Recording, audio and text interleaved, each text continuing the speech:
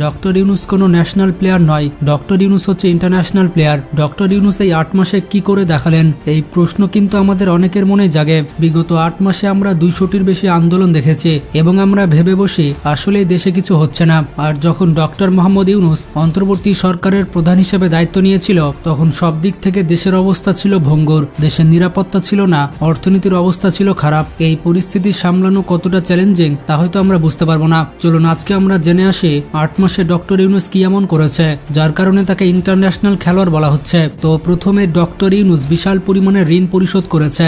গত 8 মাসে ডক্টর মোহাম্মদ ইউনূস দেশি বিদেশি প্রায় 62,000 কোটি টাকা ঋণ পরিশোধ করেছে। এছাড়া দেশের রেমিটেন্সের প্রভাব অনেক বেড়েছে। বাংলাদেশে রেমিটেন্সের পরিমাণ বেড়েছে 18.49 বিলিয়ন ডলার এবং টোটাল রিজার্ভ হচ্ছে 25 বিলিয়ন ডলার। গত বছরের তুলনায় এবছর 4 বিলিয়ন ডলার বা 50,000 কোটি টাকা রেমিটেন্স বেশি এসেছে।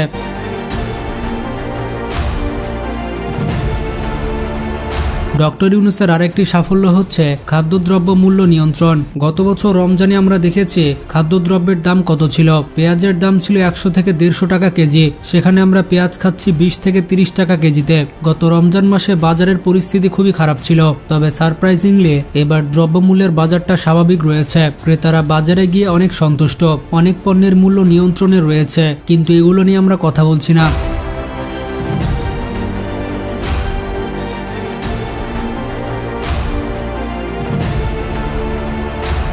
আর একটি নোটেবল কাজ ডক্টর মোহাম্মদ ইউনূস করেছে, সেটা হচ্ছে শেখ হাসিনা এবং তার পরিবারের ব্যাংক অ্যাকাউন্ট থেকে 635 কোটি টাকা উদ্ধার করা হয়েছে। গত 22 মাসের তুলনায় সর্বনিম্ন মুদ্রাস্ফীতি হয়েছে। ভাবতে পারছেন, মাত্র 8 মাসে দেশের মুদ্রাস্ফীতি একবারে কমিয়ে দিয়েছে।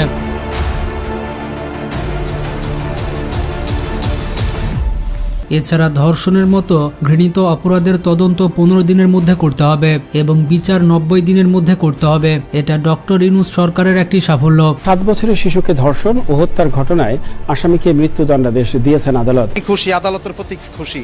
বাংলাদেশে যে আইনের বিচার আছে আরো এক ধাপ বাংলাদেশ এই রায়ের মাধ্যমে দিয়ে আগায় গেল। রায় শুনে, জজ সাহেবের রায় শুনে আমরা সম্পূর্ণরূপে সন্তুষ্ট। এছাড়া বিগত সরকারের আমলে অর্থনৈতিক কেলেঙ্কারির কারণে বাংলাদেশ ফুটবল ফেডারেশনের উপরে ফিফা নিষেধাজ্ঞা দিয়েছিল, কিন্তু ডক্টর মোহাম্মদ ইউনূসের পদক্ষেপের কারণে বাংলাদেশ ফুটবল ফেডারেশনের উপর থেকে নিষেধাজ্ঞা তুলে নেয় ফিফা। এখন বুঝতে পারছেন আন্তর্জাতিক অঙ্গনে ডক্টর ইউনূসের কত ক্ষমতা রয়েছে।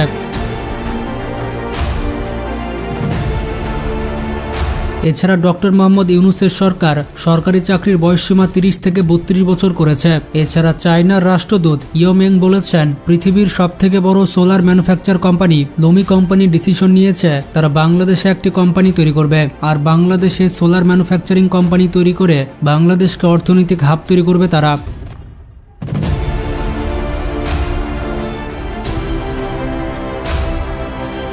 এছাড়া ডক্টর ইউনূসের কূটনৈতিক বেশ কিছু কারিশমা রয়েছে, যেমন ইলন মাস্কের সাথে তার কথোপকথন। স্টারলিং বাংলাদেশে আসবে এমন আভাস ডক্টর ইউনূস দিয়েছেন। ইলন মাস্কের স্টারলিং যদি বাংলাদেশে আসে তাহলে বাংলাদেশে অন্যরকম বিপ্লব ঘটবে প্রযুক্তির ক্ষেত্রে। একবার চিন্তা করুন, মাত্র 8 মাসে এত কিছু করেছে। কোন জায়গায় কোন প্লে কার্ড দেখাতে হবে সেটা ডক্টর ইউনূস স্যার ভালো করেই জানে। আমি স্টারলিংকের প্রতিষ্ঠাতা এবং বিশ্বের শীর্ষ ধনকুবের স্পেস এক্স ও টেসলার মালিক এলন মাস্কের সঙ্গে ফোনে আলাপ করে বাংলাদেশে স্টারলিংকের কার্যক্রম শুরু করার আহ্বান জানিয়েছে। সে অনুসারে কোম্পানির প্রতিনিধিরা এখন বাংলাদেশে তাদের কার্যক্রম শুরুর আয়োজন করছে। জাতিসংঘের মহাসচিব অ্যান্তোনিও গুতেরেসকে বাংলাদেশে নিয়ে এসেছেন ডক্টর ইউনূস। 14 মার্চ কক্সবাজারে এসেছিলেন অ্যান্তোনিও গুতেরেস এবং তিনি 1 লক্ষ রোহিঙ্গা শরণার্থীর সাথে ইফতার করেছেন। শরণার্থী রোহিঙ্গাদের হাতে উল্লেখযোগ্য কিছু ব্যানার দেখা যায়, সেখানে লেখা ছিল, জাতিসংঘ আমাদের নিরাপত্তা এবং মর্যাদাপূর্ণ প্রত্যাবর্তন নিশ্চিত করুন। এছাড়া লেখা ছিল, জাতিসংঘ আমাদের বাড়িতে নিয়ে যান, আমরা হচ্ছে রোহিঙ্গা, আমরা রাষ্ট্রহীন নই। আরও লেখা ছিল, মায়ানমারে আমাদের অধিকার নিশ্চিত করুন। আপনারা কি ভেবেছেন জাতিসংঘের মহাসচিব অ্যান্তোনিও গুতেরেস বাংলাদেশে আসবে আর রোহিঙ্গারা এভাবে ব্যানার নিয়ে দাঁড়িয়ে থাকবে? এই সব কিছু এমনি এমনি হচ্ছে না, এগুলো হচ্ছে ডক্টর মোহাম্মদ ইউনূসের প্ল্যানিং এর কারণে।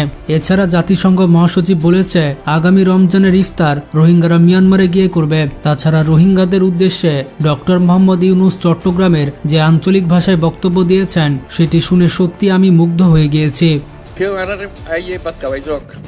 no sé, ahora tú dices ক্ষমতা আছে, আর ধন সম্পদ আছে, যে জায়গা জমি আছে, দিছে আরা তো গরিব ফারির আর দেশত চাইতো নতুন বলি আর ইয়ান করি না পারে আমি মানুষের বোঝা হয়ে গেছে আর তো কে বোঝা হইতাম না চাই আর ফুয়াশা বড় হইতো চা দাদা দাদির খবরের পাশে নিজের ঘরের পাশে আত্মীয় স্বজনের পাশে ইয়ান আর না পারিস।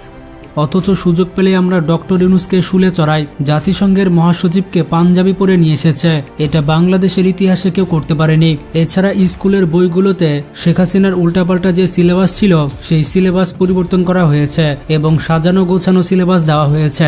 এখন থেকে প্রাথমিকের প্রধান শিক্ষকেরা পাবেন দ্বিতীয় শ্রেণীর গ্যাজেটের কর্মকর্তাদের মতো বেতন এবং সম্মান। ছাত্র জনতার বিপ্লবের যে প্রত্যাশা, সেই প্রত্যাশা অনুযায়ী হচ্ছে, সেটাকে আমি ইতিবাচকভাবেই দেখি, কিন্তু এটার একটা স্থায়ীকরণ প্রয়োজন, যাতে করে পরবর্তীতে আবার পরিবর্তন না হয়ে যায়। যে রাজনৈতিক সরকারই আসুক তারা একচোখা হয়ে যায়, এই একচোখাটা না হয়ে সর্বজনীনভাবে যদি এটা করা যায় সেটা অবশ্যই উত্তম। জাতিসংঘের মহাসচিব বলেছে আগামী বছর মিয়ানমারে রোহিঙ্গাদের ফিরিয়ে নিয়ে যাবে এবং আগামী রমজানে তাদের সাথে ইফতার করবে। বাংলাদেশের জন্য এর থেকে বড় সুখবর আর কি হতে পারে? বন্ধুরা, অনেক কিছু বলা সহজ, গালমন্দ করা সহজ, নির্বাচন দ্রুত চাওয়া সহজ, ব্যক্তিকেন্দ্রিক একটি জাতিকে উন্নতির শিখরে নিয়ে যাওয়ার জন্য ডক্টর ইউনূস সবসময় ব্যস্ত। তারপরও তিনি অনেক কিছু করছেন এবং ভবিষ্যতে করে যাবেন। 8 মাসে ডক্টর ইউনূস কি করেছে তার যদি আমরা সামারি করি তাহলে আমরা বেশ কিছু জিনিস পাবো, যেমন 15,000 কোটি টাকার বিশ্বমানের মেডিকেল প্রতিষ্ঠা। ডক্টর মোহাম্মদ ইউনূসের অন্তর্বর্তী সরকার 12,000 কোটি টাকা দিয়ে 4টি মহাসাগরীয় বাণিজ্যিক জাহাজ ক্রয় করেছে।